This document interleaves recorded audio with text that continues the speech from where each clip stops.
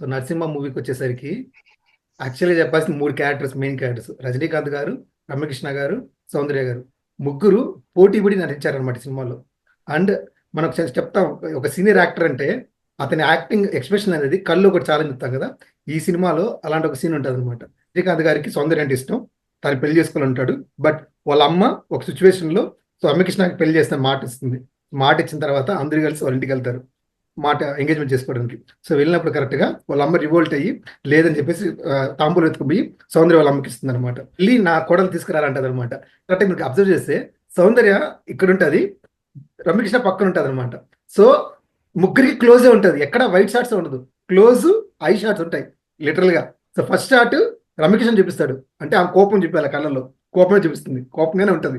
Next సౌందర్యకి వెళ్ళేసరికి దగ్గరికి వెళ్ళి అడిగి సౌందర్య ఇలా చూసి ఇలా అంటది అనమాట. అంటే ఈవెన్ ఫేస్ తెప్పదు, కళ్ళతో ఇలా చూసి అంటే ఆ ముందు కదా అంటే రజనీకాంత్ కళ్ళతోనే నేనున్నా చూసుకుంటా అన్నట్టుగా కళ్ళు అరుపుతాడు. అనిన తర్వాత తర్వాత చేయించి నడుచుకుంటూ వస్తుంది. రమ్యకృష్ణ మార్చి మార్చి చేస్తుంటారు. అంటే లిటరల్ గా రమ్యకృష్ణ ఒక్క ఇంచు కదలదు, అలానే ఉంటది, ఇలానే ఫేస్ ఉంటది.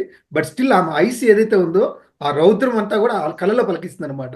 అంతేకాకుండా ఈ సౌందర్య కళలో ఏముంటుందంటే ఆనందం అనమాట. అంటే తనకు కాకుండా అయిపోయిన వాడు తనకు అవుతున్నాడు అని చెప్పేసి తనకు ఆనందం.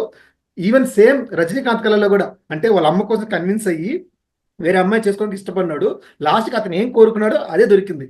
సో ఈ ఒక సీన్ చూసుకుంటే ఒక కేస్ స్టడీ అని చెప్పొచ్చు అనమాట. ముగ్గురు యాక్టర్లు కళ్ళతోనే పోటీ పడి బీభత్సంగా యాక్ట్ చేశారు అనమాట.